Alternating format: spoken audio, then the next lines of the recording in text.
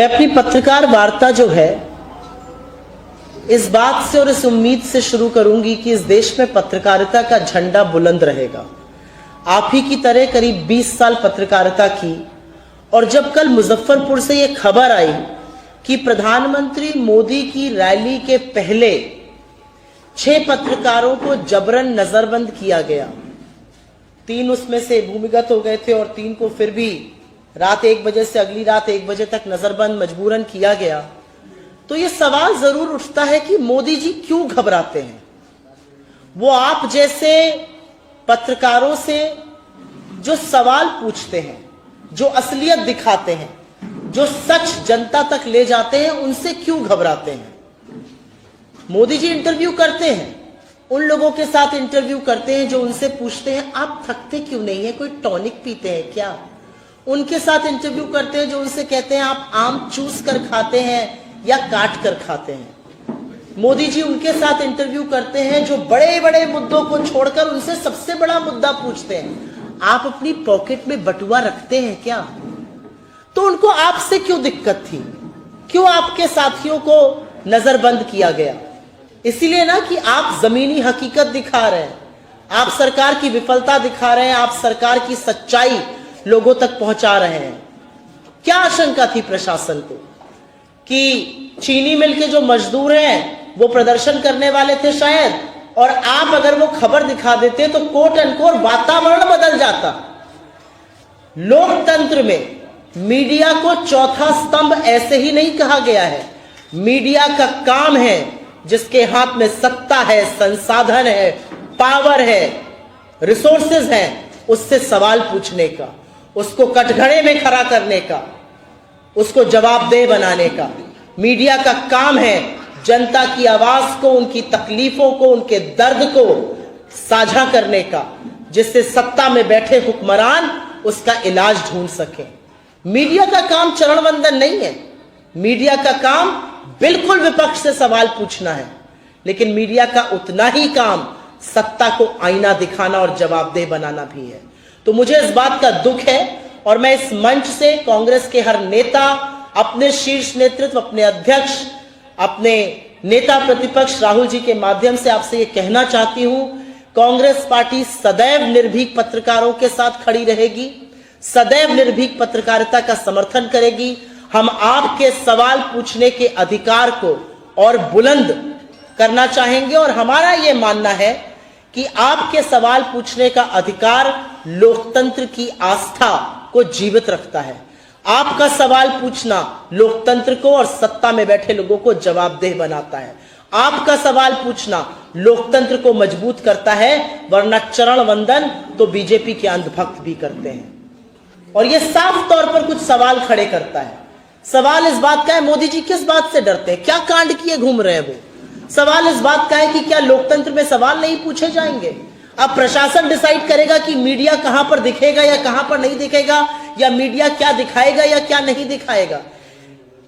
बिहार जो तप तर्पण त्याग की भूमि है, लेकिन क्रांति की भी भूमि है। इसी मुजफ्फरपुर के इसी प्रांगण से आजादी के मतवालों को गोली मारी गई, शहीद भगवान लाल जी को। इसी मुजफ्फरपुर में चंपारण से जरूर मोहनदास करमचंद गांधी के महात्मा बनने का सफर शुरू हुआ, लेकिन उसकी रूपरेखा, उसकी योजना इसी मुजफ्फरपुर में तय हुई। यह क्रांति की भूमि है, और क्रांति की भूमि में लोकतंत्र के चौथे स्तंभ को ध्वस्त करने का, पत्रकारों को नजरबंद करने का, क्योंकि आप असलियत और सच्चाई दिखा रहे हैं। यह दुष्कर्म, यह दुष्काम, यह पाप सरकार कर रही है, प्रशासन की मिली भगत से कर रही है। नरेंद्र मोदी एक कायर प्रधानमंत्री है, उनका डर ये दिखाता है। आज मैं आपके समक्ष आई हूं और 2 बातें करने के लिए आई हूं। 20 साल से बहुत ढोल पीटा गया सुशासन का, बहुत ढोल पीटा गया डबल इंजन का। 20 साल से घटक दल की सरकार है, 11 साल से तो मोदी जी और नीतीश जी की जुगलबंदी चल रही है।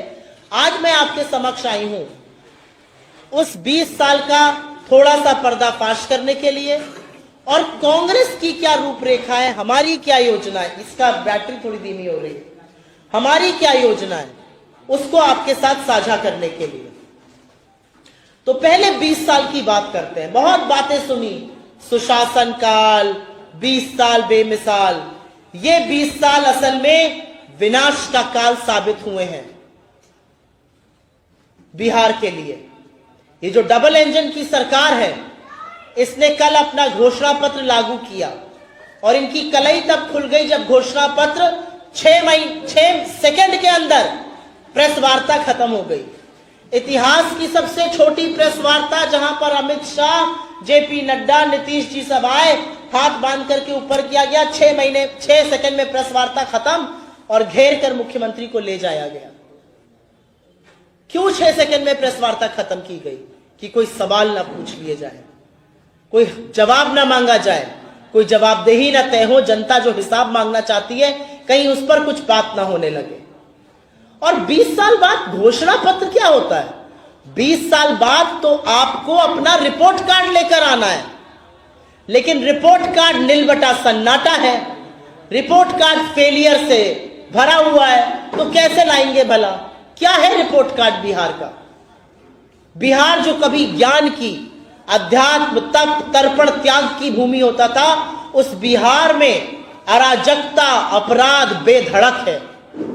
जिस बिहार में लोग दूर दूर से ज्ञान अर्जन के लिए आते थे, वहां शिक्षा, स्वास्थ्य, लॉ एंड ऑर्डर की धज्जियां उड़ चुकी हैं। और मैं क्रमबद्ध तरीके से आपको थोड़ा थोड़ा आंकड़ा देकर हर क्षेत्र पे बात जरूर करना चाहती हूं।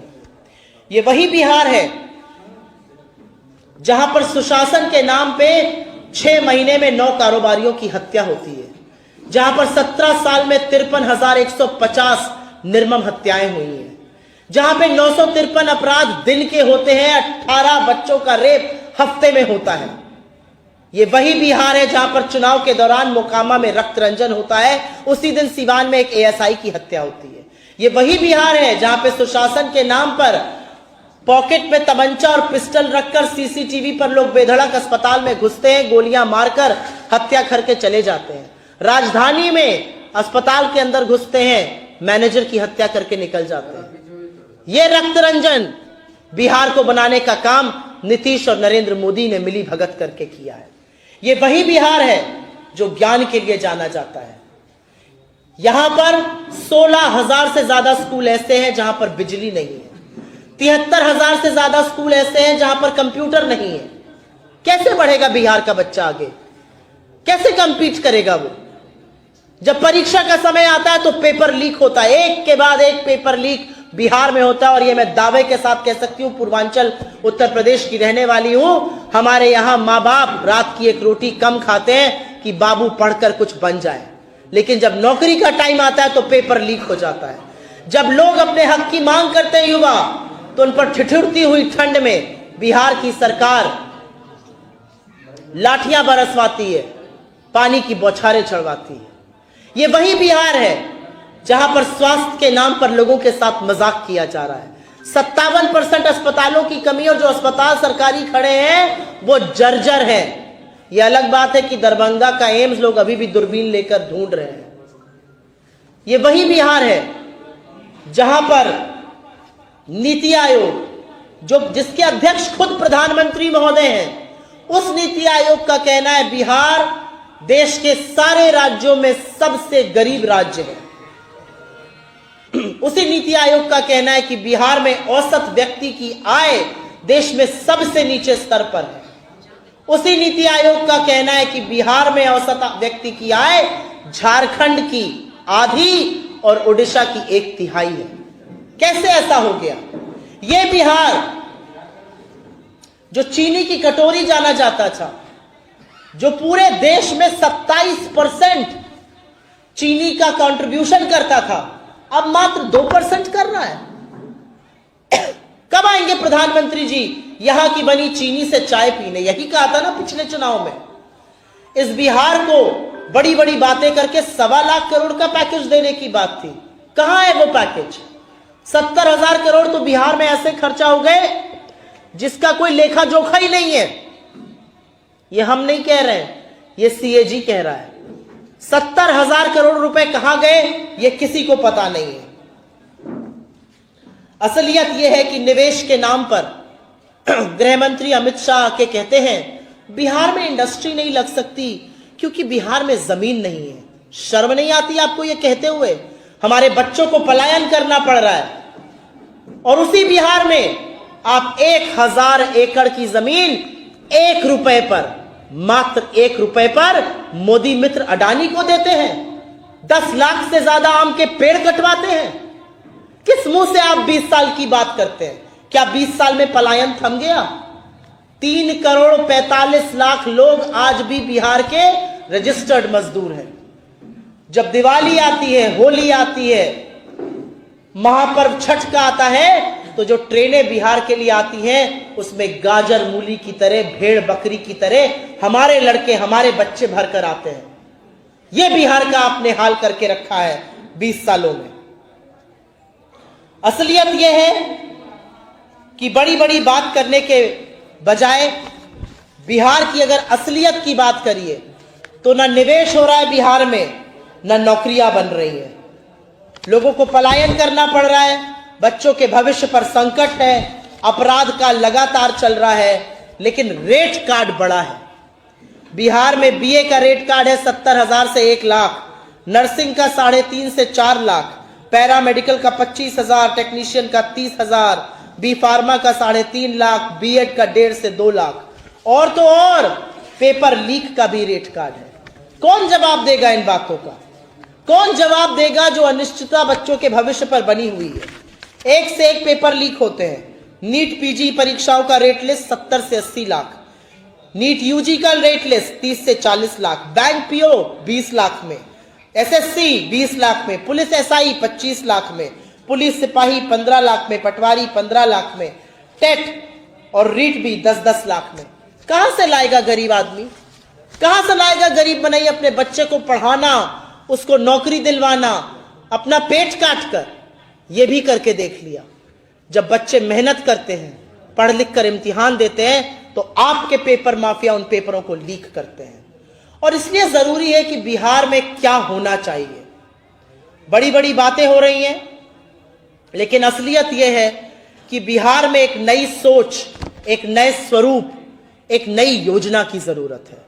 बिहार में जरूरत एक ऐसी सरकार की है जो लोगों का दुख, लोगों का दर्द, लोगों की पीड़ा समझे, जो बिहार को झांसा ना दे, जो डबल इंजन की फर्जी बातें ना करे, जो बात करे बिहार में रोजगार बनाने की, बिहार में निवेश की, महिलाओं के सशक्तिकरण की। और इससे पहले कि मैं कांग्रेस और महागठबंधन की योजनाओं का उल्लेख करूं, मैं आपके सामने कुछ बातें, कुछ चीजें रखना चाहती हूं। जब बिहार चुनाव के मुहाने पर आया तो एकदम से नीतीश जी और मोदी जी को नई नई योजनाएं आने लगी। 6 तारीख को चुनाव है, 17 को, 24 को, 31 को और अब 7 को महिलाओं के खाते में आप किस्त भेज रहे हैं।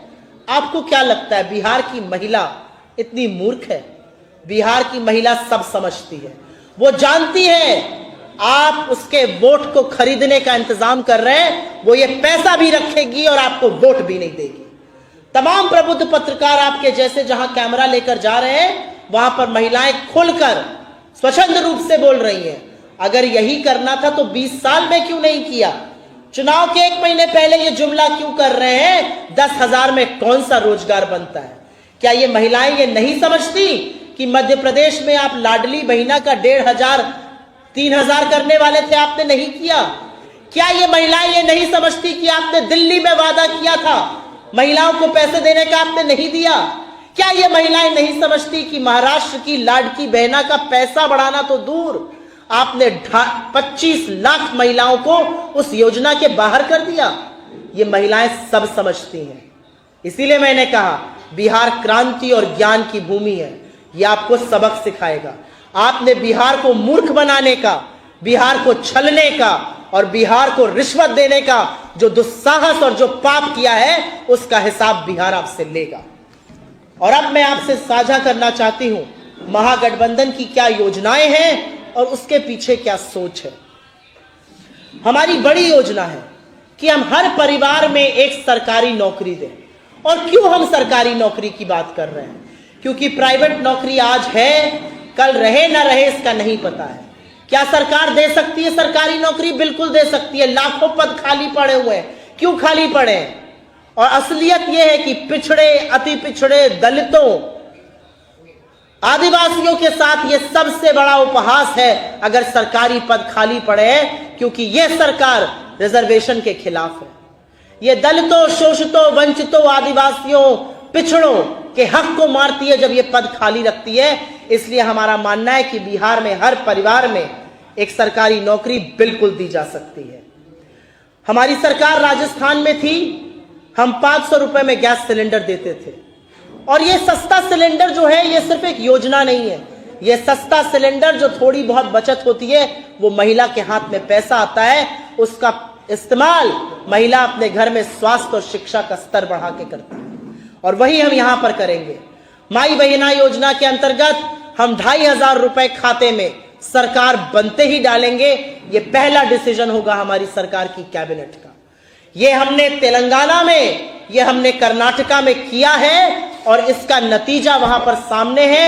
महिलाओं ने छोटे छोटे व्यवसाय शुरू किए हैं, उनके जीने का तरीका बदला है, उनकी स्वास्थ्य और शिक्षा की जो उपभोग है उसमें मूलभूत परिवर्तन हुआ है।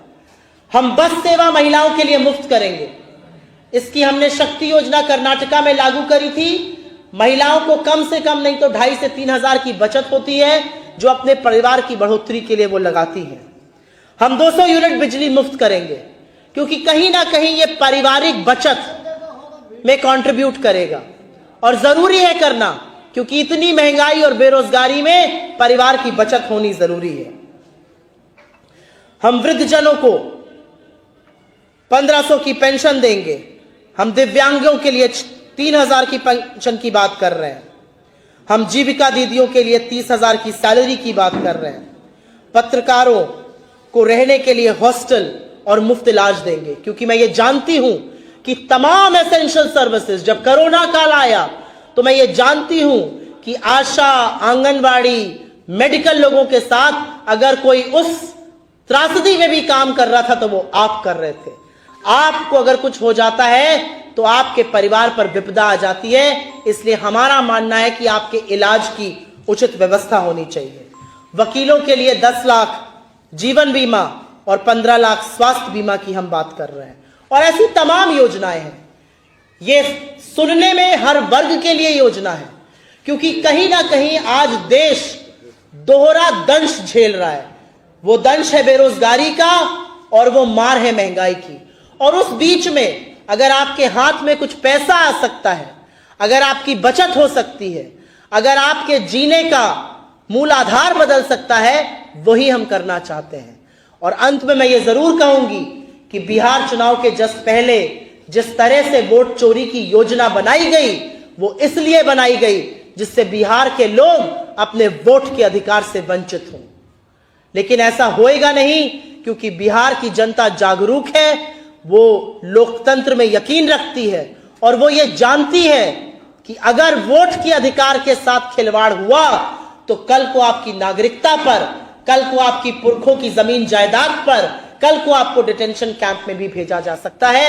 बिहार की जनता मूल परिवर्तन करेगी और ये परिवर्तन आप सरकार बदल के करिएगा। आपके माध्यम से मैं वोट की अपील करती हूं और आप ही के माध्यम से मैं इस क्रांतिकारी मुजफ्फरपुर की धरती से ये जरूर ऐलान करती हूं कि हमारी सरकार बनेगी तो हम गरीबों, शोषितों, दलितों, वंचितों, आदिवासियों के साथ साथ मध्यम वर्ग, युवा, महिलाओं के हक की बात करेंगे, क्योंकि बिना उनका भला हुए बिहार का भला नहीं हो सकता है।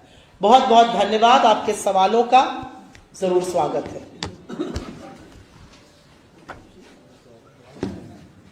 कोई सवाल अगर आपके हो तो। लगातार ये तेजस्वी यादव द्वारा नौकरी देने की बात हो रही है, बिहार के बजट का तिगुना बताया जा रहा है, वो कहां से दे पाएंगे?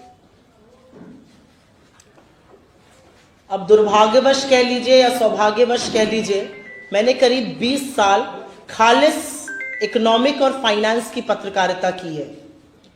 और एक बड़ी विडंबना है कि जब देश के धन्ना सेठों का कर्जा माफ होता है या जब देश के धन्ना सेठों के लिए कॉर्पोरेट टैक्स कटता है, तो उसको ये पिंक पेपर्स या उसको तमाम बुद्धिजीवी वर्ग इंसेंटिव बताता है, उसको कहता है इससे निवेश बढ़ेगा, इससे नौकरियां बढ़ेगी। सरकार ने 16 लाख करोड़ बड़े बड़े धन्ना सेठों का माफ किया, कितनी नौकरियां बनी? सरकार ने कॉर्पोरेट टैक्स कट करके 4.5 लाख करोड़ का खामियाजा भुगता, कितनी नौकरियां बनी? लेकिन जब भी कोई सरकार या कोई पार्टी गरीबों के हक की बात करती है, जब महिलाओं की, दलितों की, आदिवासियों की, बच्चों की स्कॉलरशिप की बात होती है, किसान की कर्जा माफी की बात होती है, तो यही तथाकथित बुद्धिजीवी वर्ग आपको बताने पर जुट जाता है कि कैसे इससे ट्रेजरी स्वाहा हो जाएगी। एक सुचक्र होता है, इकोनॉमी साइकिल कही जाती है, उसका सुचक्र होता है। लोगों के हाथ में रिसोर्सेज आएंगे तो डिमांड बढ़ेगी, डिमांड बढ़ेगी तो कंजम्पशन बढ़ेगा, कंजम्पशन बढ़ेगा तो यही कंपनियां निवेश ज्यादा करेंगी, निवेश ज्यादा करेंगी तो ज्यादा लोगों को नौकरी पर रखेंगी। जितने ज्यादा लोग नौकरी पर रहेंगे उतने ज्यादा लोगों के हाथ में डिस्पोजेबल इनकम आएगी। और हमारा मानना है कि बिहार में नौकरी बनने से लोगों के हाथ में जो डिस्पोजेबल इनकम आएगी उससे बिहार सरकार का रेवेन्यू भी बढ़ेगा, इंटरनल एक्रूवल्स भी बढ़ेंगे, तमाम जो पद खाली पड़े हुए हैं पहले वही भर दिए जाएं तो बहुत बड़ी बात हो जाएगी। और जो लोग ये बात उठाते हैं वो पलट कर ये नहीं पूछते कि 10,000 रुपए आपने 3 बार खाते में डाले और चुनाव के पहले एक बार, चौथी बार भी डालिएगा, वो पैसा कहां से आएगा, वो छल क्यों किया जा रहा है, वो अगर योजना वाकई में ईमानदार की थी तो ये पहले क्यों नहीं लागू की गई। जी, आपने अडानी की बात की है कि अडानी को जमीन दिया गया, आपकी सरकार जब राजस्थान में थी सरकार ने अडानी को जमीन दिया है? 1 रुपए में तो नहीं दी थी, 1 रुपए में तो नहीं दी थी। हम आपके सामने एक चीज साझा करना चाहती हूं और क्लियर करना चाहती हूं, कांग्रेस पार्टी निवेश के खिलाफ नहीं है। हम बिल्कुल चाहते हैं कि बिहार में बड़े बड़े कारोबारी आए, हम बिल्कुल चाहते हैं बिहार में बड़े बड़े इंडस्ट्रियलिस्ट आए, बिहार में कल कारखाने लगे, बिहार में आकर नौकरी बनाए। इधर से हट जाइए, इसके सामने से हट जाओ, धन्यवाद। बिहार में बड़ी नौकरी बने, बिहार में निवेश हो, बिहार में कारोबार लगे, हम उसके खिलाफ नहीं है। हम आपको बताते हैं हम मुखालिफत किस चीज की करते हैं। हम मुखालिफत क्रोनिक कैपिटलिज्म की करते हैं। आप टेंडर निकालिए, टेंडर में 10 लोग आए, जिसकी लोएस्ट बिडिंग है उसको आप धंधा दीजिए, कोई दिक्कत नहीं है। राजस्थान की हमारी सरकार ने टेंडर निकाला था, जिन महाशय का आपने नाम लिया वो लोएस्ट बिडर थे, टेंडर पारदर्शी तरीके से आया, उनको धंधा दिया गया। यहां पर 1000 एकड़ जमीन 1 रुपए में दी जा रही है, 10 लाख पेड़ काटे जा रहे हैं और ढोंग हो रहा है मां के नाम पर एक पेड़ लगाने का।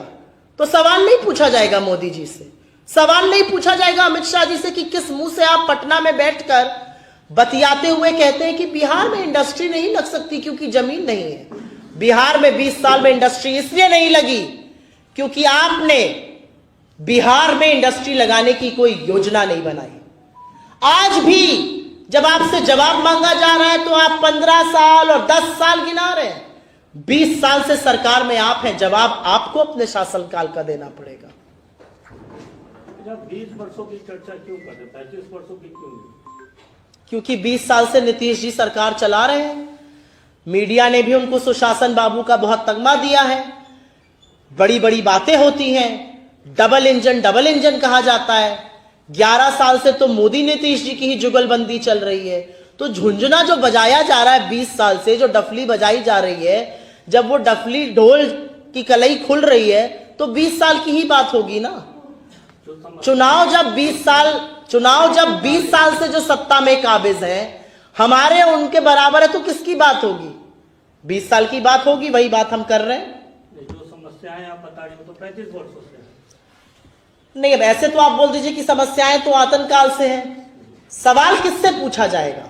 आज जब बिहार चुनाव के मुहाने पर आया है तो आप मुझसे तो नहीं पूछिएगा आपने इंडस्ट्री क्यों नहीं लगाई, आप बीजेपी या जेडीयू के नेता से ही पूछिएगा ना 20 साल में इंडस्ट्री क्यों नहीं लगी। जब हमारी सरकार बनेगी चुनाव के बाद और 2030 में जब मैं अगली प्रेस वार्ता करने आऊंगी या कुछ बात आपसे करने आऊंगी, तब आप मुझसे जरूर पूछिएगा और लताड़ कर पूछिएगा कि आप लोगों ने क्या क्या किया, और मैं आपको अपनी उपलब्धियां गिनाऊंगी। लेकिन 20 साल से जो सरकार सत्ता में है, जिसके खिलाफ एंटी इनकम्बेंसी है, जो निर्वाचन के लिए पुनः वोट मांग रही, तो सवाल तो उसी से पूछेंगे। आज बजाय वोट मांगने के, मैनिफेस्टो के, वादे करने के, मुझे तो लगता था पारदर्शिता की डिमांड यह है कि वो बताएं कि हमने 20 साल पहले वादे क्या किए थे, 20 साल में उपलब्धियां क्या की, वो क्यों नहीं है। अगर नीतीश कुमार फिर से शामिल होते हैं आपकी तरफ, तब तो उनकी सारी जो कमियां हैं वो पूरी हो जाएंगी। अब नीतीश कुमार जी क्या करते हैं, इसका जवाब तो नीतीश कुमार जी ही दे सकते हैं। लेकिन मैं उनको सम्मान देते हुए इस बात का जरूर उल्लेख करना चाहती हूं कि जो उनके साथ उनके घटक दल बीजेपी कर रहा है वो बहुत अपमानजनक है। मुझे लगता है जिस तरह से उनकी घेराबंदी करके कल उनको 6 सेकंड में निकाल दिया गया, उनको बोलने नहीं दिया जा रहा है, जिस तरह से 2020 में कहा गया था उनके नेतृत्व में चुनाव लड़ा जा रहा है, 2025 में कहा जा रहा है एमएलए डिसाइड करेंगे, उनका जो अपमान कर रहे हैं, तो मुझे लगता है कि इस पर मैं टिप्पणी ना ही करूं उनके विरोधी दल होने से, उनके घटक दल वाले करें तो ज्यादा अच्छा रहेगा। चुनाव के बाद नीतीश जी के स्वागत के लिए आप तैयार हैं क्या? किसके लिए? चुनाव के बाद नीतीश जी के स्वागत के लिए फिर तैयार है क्या? चुनाव के बाद महागठबंधन की सरकार बनेगी, मुझे नहीं लगता कि हमें किसी का स्वागत या सत्कार करना पड़ेगा। आप लोग, बिहार की जनता हमें जरूर अपना मूलभूत वोट देगी, हमारी सरकार बनाएगी और जनता हमारे स्वागत के लिए जरूर तैयार मुझे दिख रही है। बहुत धन्यवाद आप लोगों का आखिरी सवाल जी। आज आप जब आई हैं यहाँ तो आपको समय लगा, कारण सड़क जाम, हाजीपुर पे थोड़ा जाम था जी हाँ, मुजफ्फरपुर में सड़क, और मुजफ्फरपुर में भी काफी जाम दिखा, क्योंकि मुझे लगता है थोड़ी बारिश की वजह से भी थोड़ा जो सकरे रास्ते थे आते हुए जरूर जाम दिखा थोड़ा बहुत। पहले 5 साल पहले मुजफ्फरपुर की जनता ने कांग्रेस विधायक को चुना था, भाजपा को हटा। 5 सालों तो मुजफ्फरपुर की सारी समस्या यहाँ के, मुजफ्फरपुर की ट्रैफिक की समस्या यहाँ के विधायक ठीक कर देंगे। सरकार का कोई काम नहीं है, केंद्र सरकार का, राज्य सरकार का हाईवे बनवाना, सड़कें बनवाने का कोई काम नहीं है। हाजीपुर में अगर जाम लग रहा है तो बाईपास निकलवाना या फ्लाईओवर बनवाना उनका कोई काम नहीं है। फिर तो ये मान लिया जाए कि सरकारें जो 5 साल के लिए चुनी गई हैं वो झुंझुना बजाने के लिए चुनी गई थी, 5 साल बाद झुंझुना फिर बजा रही हैं, पर जनता ये झुंझुना पहचान चुकी है। आप लोग इस पर भले सवाल ना पूछें। बहुत बहुत धन्यवाद आप लोगों का।